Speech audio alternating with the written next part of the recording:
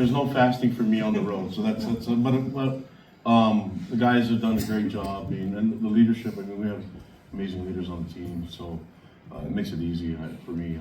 I wish I could take all the credit. The guys, the leadership, the senior leadership we see on this team, and just the way they take ownership of the players and make sure the guys are in the right spot. And then give a lot of credit to our coaches, just the way they do everything, and it's been awesome. And then it's great to have, a bunch of fans show up.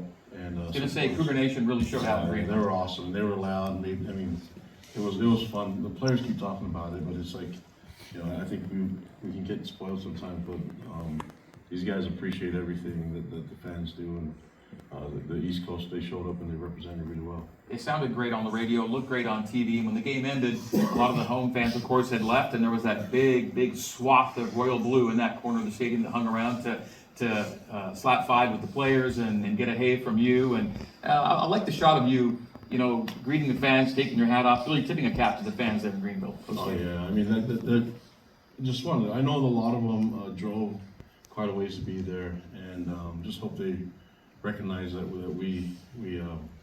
we appreciate them and we love them, and I think the players, if they could, they would. Came across the bottom of the screen all week on ESPN, so that's a good thing. It's a good honor for you guys. Yeah, I mean, people are starting to find out a little bit, but it's okay. It's good to be recognized, but the guys do it for different reasons, and I think more and more people need to find out more about these young men, not just what they do on the field, but what they do off the field. It makes them unique and different. That's why I love being around them. Last year there was a lot of focus on the preseason, the Big 12, when they still had a preseason. Guys just love being around each other. They love the mission of our program, which is in line with the mission of our university and the mission of our church. And so, regardless of what their religious affiliation is, they love playing for something bigger than themselves, and they love seeing the connection that they have to the fans. And that, you look at all their families, and a lot of our families traveled out there. Our players' families traveled out there, and they were welcomed by everyone in that side of the country, which is, it's nice to know that you belong to a big family and that you play for more than just yourself. And so these young men are amazing. They come from great families, and it's an easy thing to coach when they're such great people. This is your third year in the Big 12. Since you joined the league, you've played 10 non-conference games, 3 in the preseason every year, and then 1 bowl game last year that doesn't count as a conference game, quote unquote. And you won all 10 of those games. And some might say, well, you're P4, you're supposed to win those games. But you are putting P4 games in your preseason every year. You are going on the road. 10-0 in the non-conference games, that's an accomplishment. Yeah, I'd like to keep that O there. That'd be nice. But I just like the opportunity that we get to play the game, and I think COVID taught us that we appreciate just the opportunity to represent, and then to see these young men work so hard in the off season and sacrifice so much. And it's not just them; it's their families. It's for them to live their dreams, and then just to be able to get out there and have fun. It just makes me emotional just thinking about it. But these guys they deserve everything that's coming their way, and the fact that the fans are just embracing them makes it even better. We're going to get to the big going from the independent era and now belonging to a conference, and just having that patch, it means a lot. And so I think we miss being part of a conference, and now that we're here, we're just enjoying the partnership that we have with all the schools involved and all their fans. There was coaching news in the conference today. As I'm sure you've heard, Oklahoma State made a change. Mike Gundy, his long tenure at Oklahoma State, has come to an end there. Yeah, Coach Gundy's done a great job there, and he's been so kind to me. I've got to know him in a lot of different coaches' retreats. We spent quite a bunch of time together, so I've really just appreciated that he's just nice and kind to me when he didn't have to be, and he's one of the longest tenured coaches in the conference, and so just wish him the best, and that's hard to see because that's where he played, and he's been there for a long time, so I just wish him and the players there the best. I know that it's hard, especially going into those guys that are seniors there, so hopefully they can find a way to perform and play well this season. All right, thanks for that. BYU improved to 3-0 on the season with Saturday night's 34-13 win at East Carolina. Let's take a look back at that road opening W with highlights and stats. Game highlights are presented tonight and always by Waystar. And LJ Martin had a heck of a night, my goodness. He had his third straight 100-yard rushing game to open the season. He had only 200-yard games for his career coming into this year. He's tied for the national lead for most scrimmage runs of 40 yards or longer. He has 4 of those runs in the season. One of them we'll see in this clip. LJ just looks great game by game. Yeah, he's done a great job, and just, he knows the offense really. I mean, he's been in it for 3 years now, and I love the way that he's a complete back, but he also doesn't mind sharing with his teammates and letting the other running backs get the ball sometimes too. But I mean, he's done a great job. He's a great leader. Ran for a touchdown. Through 3 games as your starter, he's yet to turn the ball over 1 time. He has a pass efficiency rating just under 160. He's added 4 rushing scores.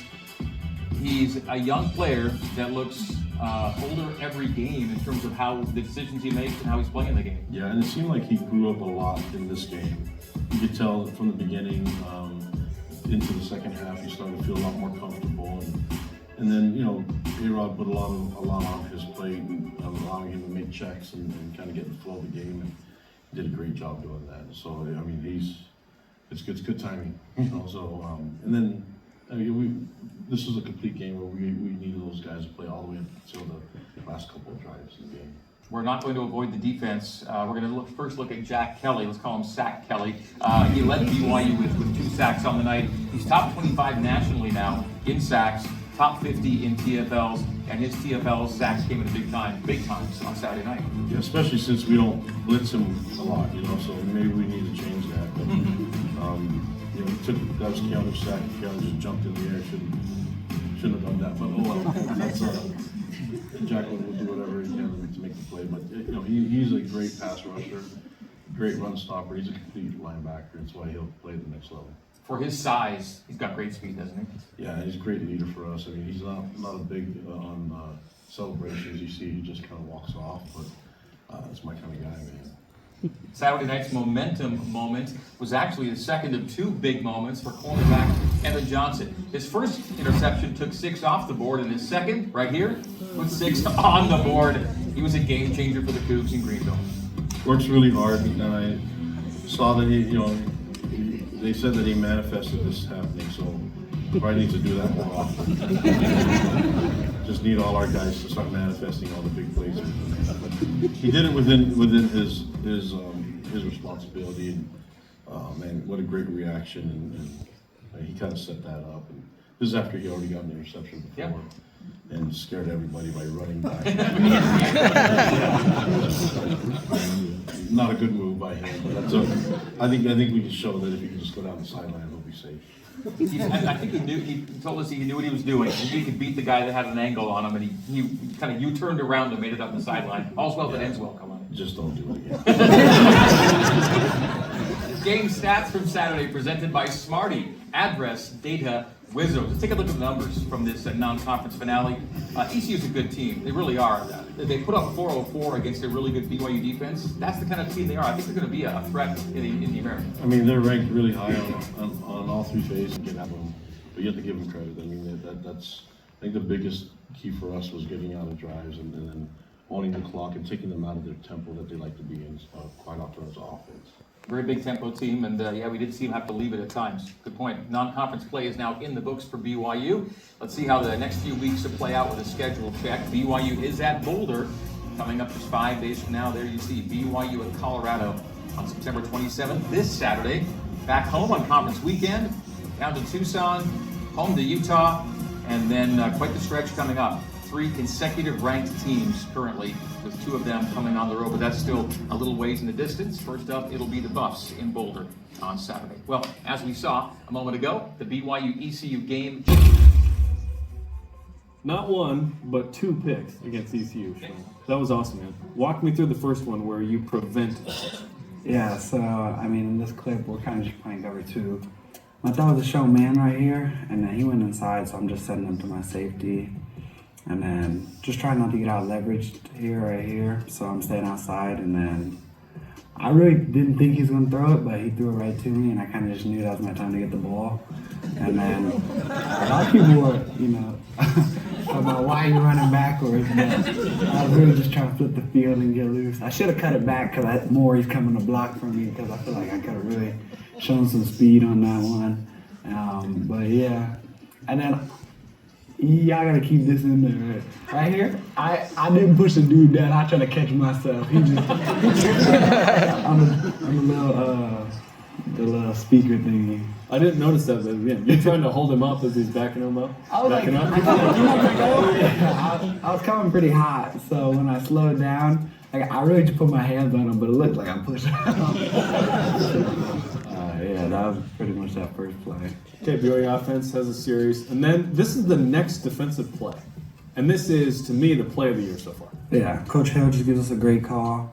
It's just something I've seen all week where if they're condensed and then back to me, that you have a chance of getting that RPO. And then right here, I see the 3-step. Like if you see him already moving before he's even moving, and I have a chance to just jump it, score. I was so excited I didn't even know what to do. All my cousins and my family talking about, you had such a, like, where's your celebration? But I was so in the moment, I was just worried about making a play. Yet you knew where the camera was for social media. Yeah, oh yeah. Funny thing is I told Anna before the game, I said, I'm gonna get a pick 6 this game. And so that's why when I went up to her, I told her, I said, I told you. Yeah, when the cut comes out, that would be in there. So No hesitation from you. Why? You didn't step backwards at all. it was just something that we've seen like throughout the whole week a lot in practice. I saw that play too, so I kind of knew it was coming. And then Coach Hill just gave us he's great call, and I just trust my guys over top of me, and then I went and made a play. It's an amazing play, and it really changed the momentum of the game, and you guys win convincingly. You guys have only given up 1 touchdown in 35 drives. Yeah. How? I mean, I feel like it's just the discipline of our defense and just trusting everyone on the field, you know. Everyone knows their responsibilities, know what they got to do, so just kind of trusting everyone and talking and making sure we're on the same page and then having those guys make plays. Okay, it was just a few months ago in the bowl game that you played Colorado. Big 12 opener now. What are your thoughts on a new look Buffalo squad? Yeah, I'm excited, you know. It's another chance to go get the ball. They like to throw the ball a lot, so just taking those opportunities and making the best of them, whether that be me or the whole corner room, backers, whoever it is, just going out there and making a play. You want another pick against Colorado? Yeah, I want 2 more. Make it 2. Yeah. Evan, thanks for the time. Best No of luck, problem. man. Well, there was Evan manifesting and then performing, and great personality too. Yeah, good old Schmad. I mean, that's what everybody calls him, so yeah. Sometimes I have to check that his name is Evan Johnson. But he's Schmad great, is yeah, the nickname. great kid and student of the game, and you see that you know, Jay and Gennaro give him a little bit of freedom to take chances and try to make a play. And he won't be able to do that if he didn't have the safeties that we have that are able to keep him safe. And so if it didn't work out the way he wanted to, then he's got Tanner and Raider and Fale there to help cover it up. So it's not just like you just take a chance whenever you want. The guys know the calculated risks and they're willing to make it right. And obviously we give them freedom to do that. So keep doing it. And he won a National Defensive Back of the Week award today too. Good for him. If he gets 2 more, I mean, you know, we did get 1 taken away from our safety because of the substitution stuff. So we just need to get that fixed so that we can get more interceptions and make more big plays. Time for a break. And this reminder that your day-to-day Cougar Sports play-by-play happens on BYU Sports Nation. We got Spencer and Jared with that every day at noon Eastern, BYU TV and BYU Radio. When we come back, we'll go deep blue with Keanu Tanuvasa. And we're joined in studio by starting safety Tanner Wall. As BYU football with Kalani Sitake continues, stay with us.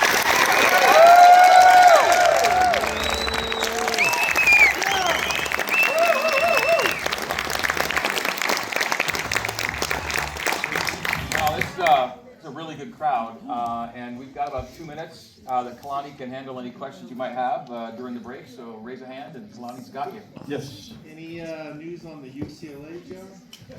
No, don't worry about that. I only have good weather, that's it. Which play made you clench more, of Johnson's or Kingston's punt from last season?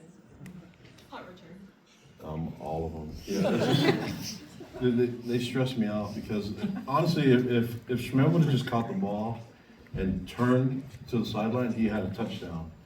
And so we showed him on film, and he didn't have to risk running back into the end zone. He just never want to do that. And yeah, Parker's one was a little bit like, what are you doing? And then it was like, all right, I take everything back. And it was like repenting at the same time while he's running to the What were the friendly words that you were saying to Trey Alexander after that interesting?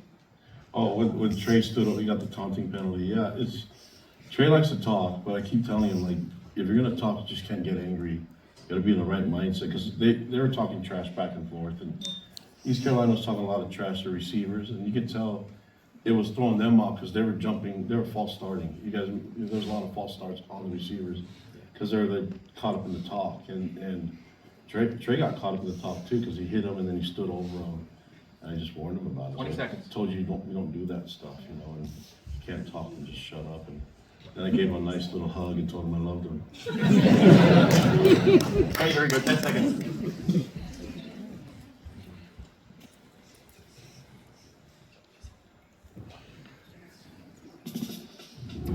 BYU Football with Kalani Sitake is brought to you by Intermountain Health, official medical provider for BYU Athletics, Waystar, and Smarty, address data wizards.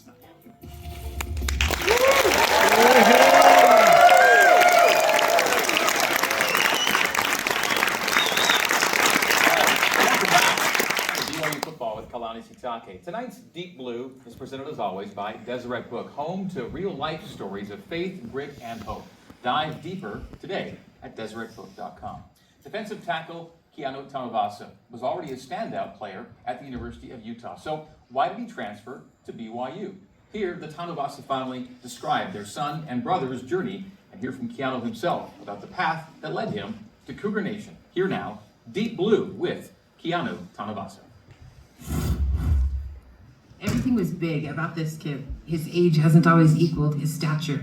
Being a big kid with a soft heart was difficult. I often found myself being self-conscious of who I was because I was constantly being bombarded by the opinions of other people. He kind of got forced into situations where he had to learn very quickly how to own who he was, not shirk away from his bigness, but be proud of it and still be the little kid that he was. I think the world tries to force you to be one thing, to figure out that you can only fit inside one box. You know, if I'm a football player, when people see me, that's all I am. He's very scary on the field, but like in person, he's one of the nicest people I've ever met. You can feel that it's genuine. You can feel that he wants to know you and know your story and then help in any way that he can. And it's not because he wants anything back. It's just because he's like, you're worth it to me, solely because you're a person. Because he loves so much. He wants people to be as happy as they can possibly be and the best that they could possibly be in whatever they're trying to accomplish. Being a fighter can only really stem from being someone who loves so deeply. You can be driven by a lot of things to be a fighter, but the strongest drive is the things of worth, the things that you love so deeply. I would say close your eyes and I would speak him running out of that tunnel and he would hear the sounds of the stadium. It was everything to me. This was my dad's school. This is where he had so many memories. But, you know, he got all these offers and eventually it was his decision. But when he ultimately decided, I was probably the happiest dad in the entire world. When you see your son running out in the colors that you wore and when you hear his name called, it was heaven on earth. Utah provided not just an outlet, but a purposeful path. Their focus wasn't just football, it was improving as a whole, you know, making you a better man. Utah man am I. That's their motto because that was their goal. For me, the University of Utah brought out more of who I wanted to become. From the people that worked within the facility behind the scenes to the guys that were on the field with me and making the plays. The University of Utah just helped me to develop into the man I am Well, he didn't sign his NIL agreement. That's where it started. He was not interested in signing his NIL agreement for whatever reason, and I tried to dig it out of him. Thought he might be interested in more money, and he said, no, it's not the money factor. Then I said, well, then what is it, right? Because we love Utah. He just said, I don't know why. I said, well, then think about it. I never really contemplated being anywhere else. A lot of people can say that it was because we weren't having success. To me, it was more about the things that I was going through. For me, there was more to be done, and that potentially I was becoming stagnant with the growth that I was allowing myself to engage in. And that recognition came from no other source other than really my Heavenly Father. I feel like I need to go into it. Well, anytime we use that word in our family, I feel we always think it's coming from above, some light and guidance from Heavenly Father. And so we said, you feel? Well, what do you mean you feel? I wanted to say, well, I'm your feelings. I'll tell you what your feelings are. But he's old enough to know.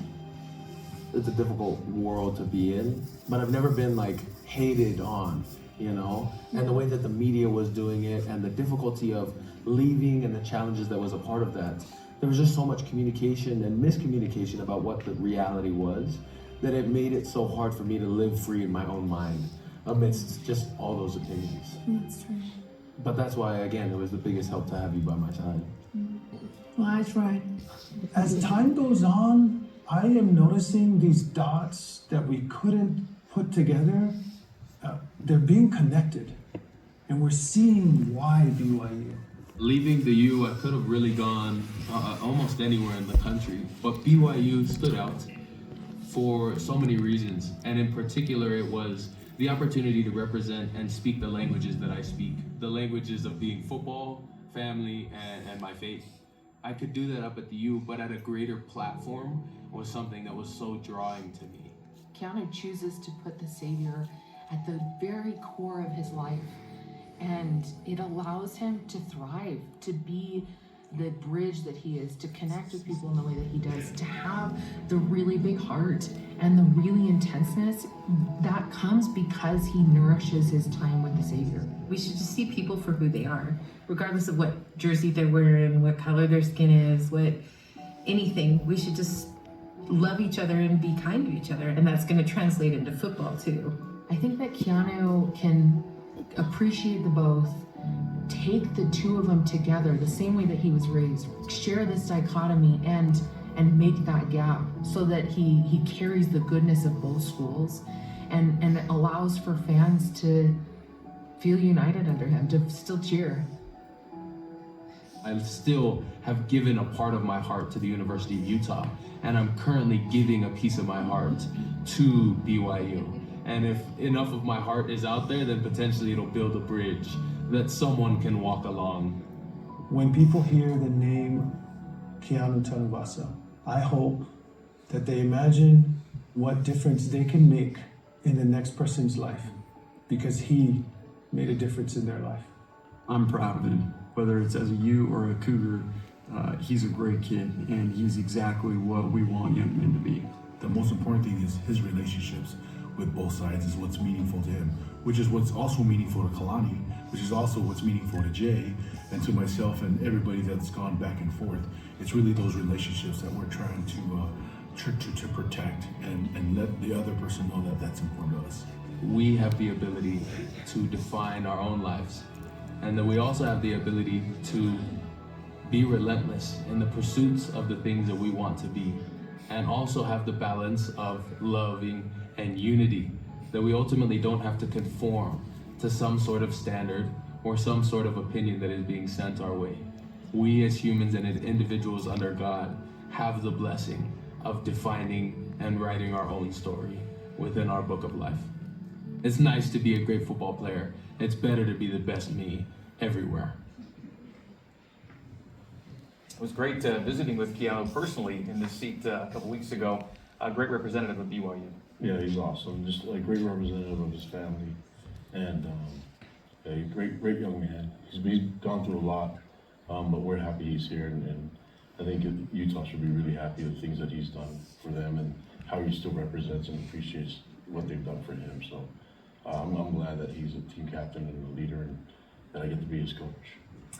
And he's hoping his final season will be one that includes a trip to Arlington. And if that happens, this fellow from a different Arlington will have been a big reason why. Please welcome in number 28, safety, Tanner Wall. Thanks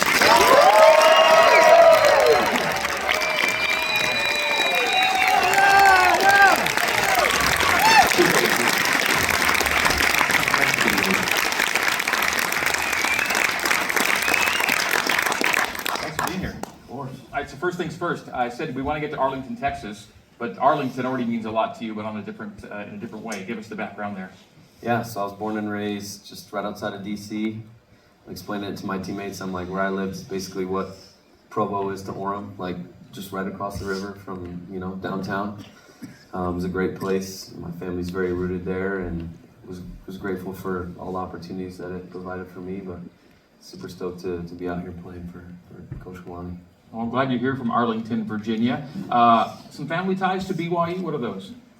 Yeah, so my, I guess athletics-wise, my uncle, JR, he was here as a player while Kalani was here. He was O-line, D-lineman, and then... Different last name than yours, though. Yep, Tulane, yep. And then my Aunt Brooke, she played soccer. So if you've ever seen the famous flip throwing, that's Brooke Tulane. That's my aunt, so...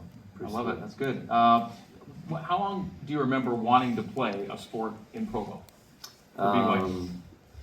Since the moment I loved BYU and loved sports. So since, you know, that young age, it had always been my dream to come and, you know, be able to be an athlete here and represent the Y. What is that story, how does that speak to you, Kalani? Chad is one of my favorites, and just looking at, if you get to know, I mean, we can fill the whole hour with his story and his relentless pursuit for where he's at right now, and he's made himself into something special, and he's a team captain and a leader for us, and that's just like to go from where he was as a walk-on and a receiver, you know, and to have so many people have different opinions on whether he can do it or not, and then just have him just work so hard at it, and I'm thankful that the coaches recognize it, and then to put him on the field and to trust him. I mean, it's been an amazing ride. I can't believe that it's coming to an end. I'm trying to see if he has more eligibility. Because I don't want to say goodbye to this guy yet, but I mean, he's been so good to me, and in a lot of ways, our relationship, he's mentored me quite a bit too, and he's been really open and transparent in what he wants and what he thinks to be helpful for BYU as a student athlete. And man, I depend on him so much for what we do as a team and with our culture.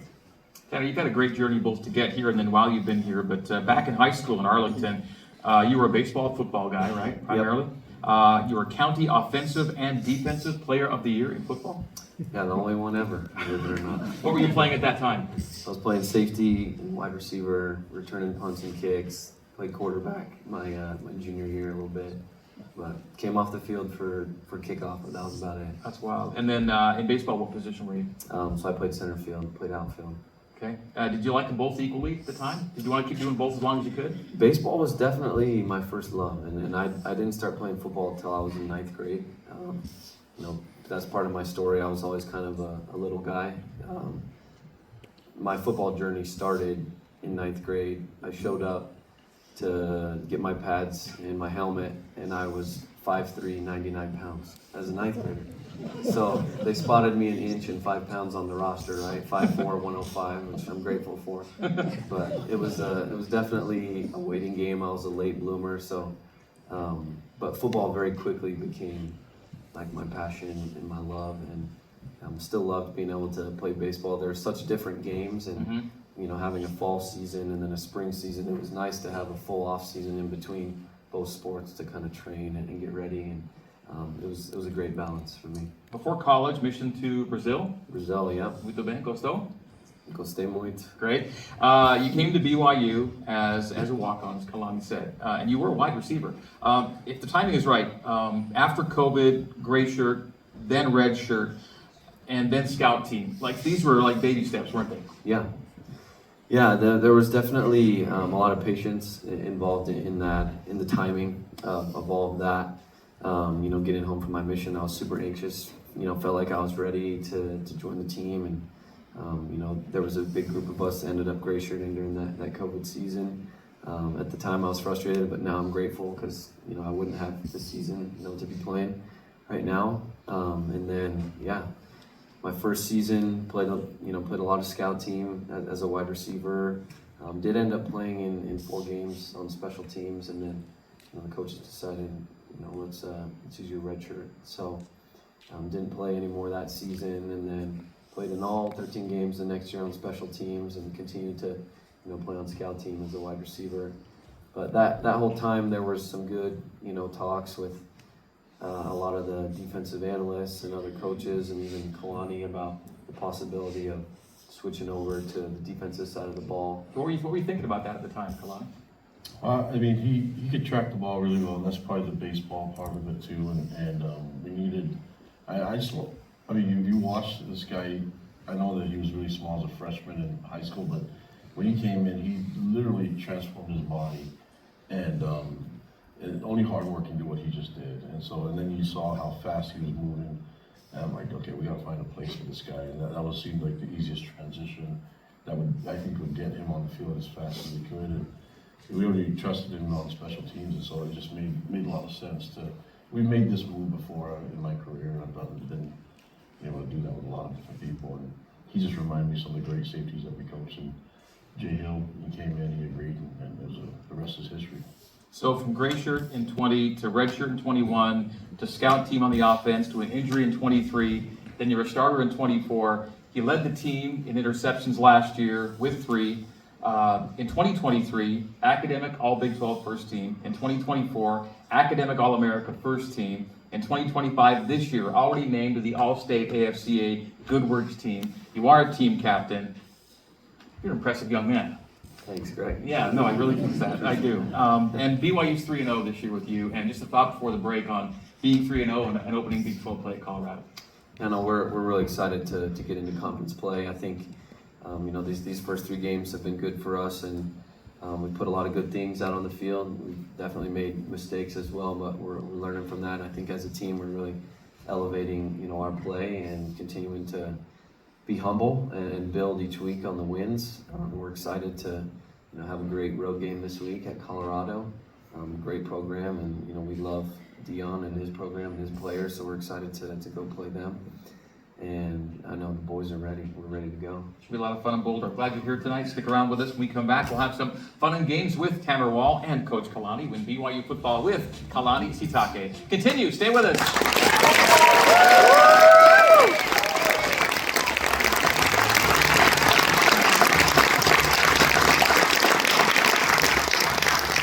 All right, a little 2-minute break, and now if you ask a question, you can also have Tanner answer it if it's for him too. Yes. Tanner, one piece of advice for growing young athletes. We got a volleyball player here, plays libero, but a piece of advice that I would give, I think I would say,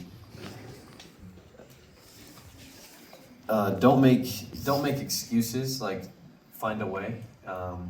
Whether it's playing time or something that might be frustrating you, like there's always something that you can do to kind of create an opportunity for yourself, and you got to get to the point where the coaches can't keep you off the court or the field. So just finding a way to get better, and not only focusing on comparing yourself to your teammates, but how can you be the best version of yourself.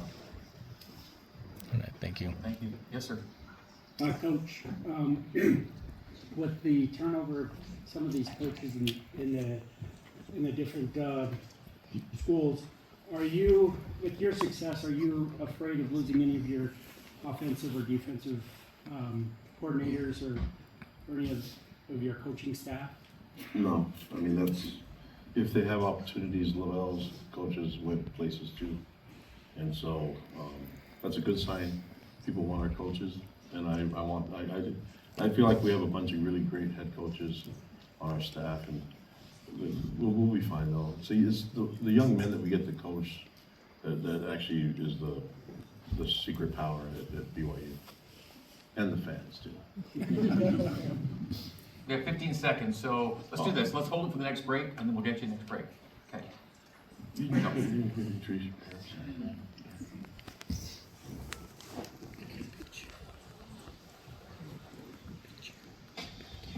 All right, this is BYU football. We've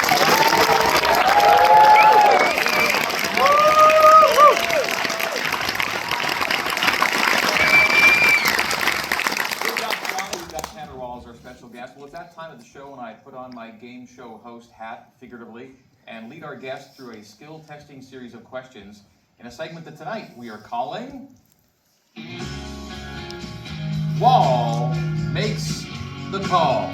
There he is. There he is. All right. We learned tonight, Tanner, that you were a two-sport star back in Arlington, Virginia, baseball and football. So tonight, we are presenting to you some baseball and football words, phrases, or scenarios, and asking you to simply state your preference and tell us why. Okay, here's how it's going to go. For example, number one, we're going to say, would you prefer a pass deflection or a diving catch? Pass deflection or diving catch? I'm going to go with pass deflection. I feel like as a safety, it's almost as big as an interception, you know, kind of to make that play. And there's nothing like hearing 60,000 people going crazy, especially at home in Lavelle. Okay, so you'll take the TBU there, the pass breakup, the yep. pass deflection. All right, scenario number two. Would you prefer a TFL, a tackle for loss, or a home run? I'm taking the home run on this one. Yeah. Were you a power hitter? I was not. I did hit a few home runs though, and I remember every one of them. So There's no better feeling, is there? Yeah, it's Round the pretty bases, teammates meeting you at home plate. It's pretty special. Okay, number three. What's going on with the bat? Yeah. Let's just chalk it up to AI. Grand slam or a pick six? Ooh, that's tough, but I'm going with pick six.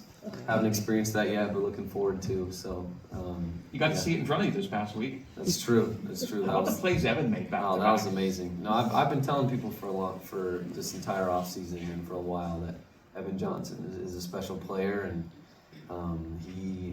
he's just showing that out on the field right now, and he handled the offseason like a pro, and he's such a great teammate, and so I'm really thrilled to see how much success he's having.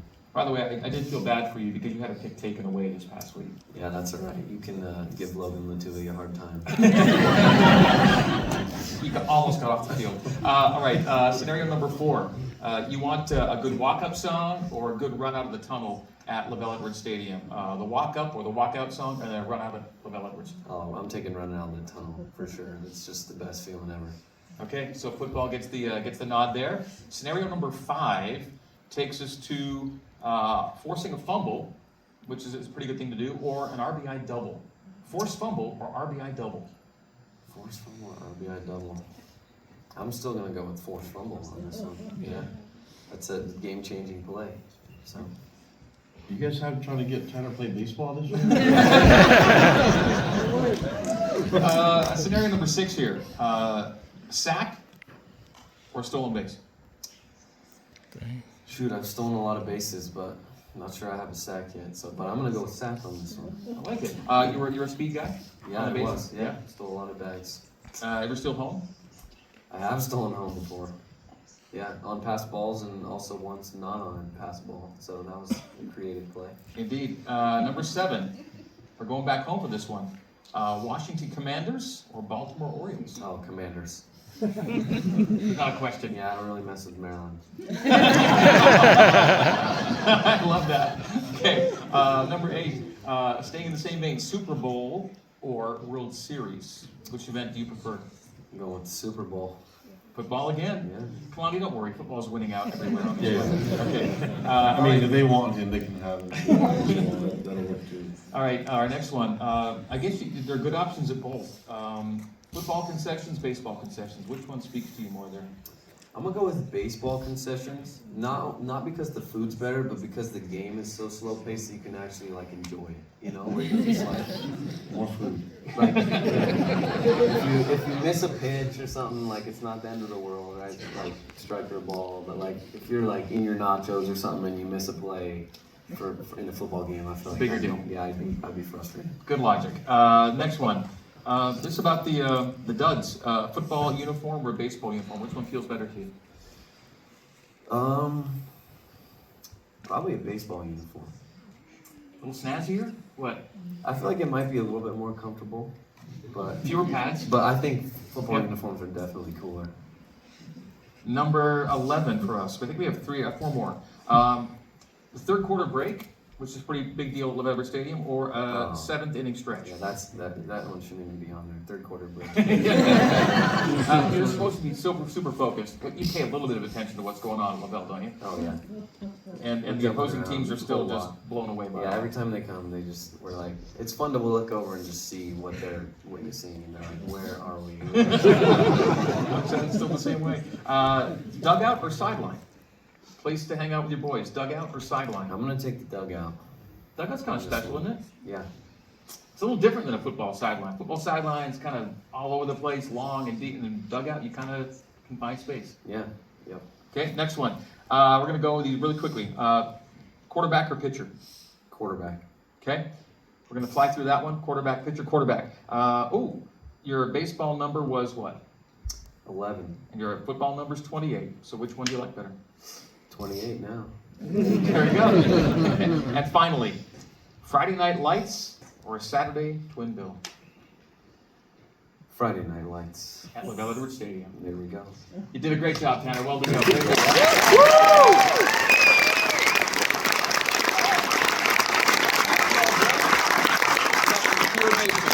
Tanner Wall and BYU football trivia. When BYU football with Kalani Sitake returns on BYU TV, BYU Radio,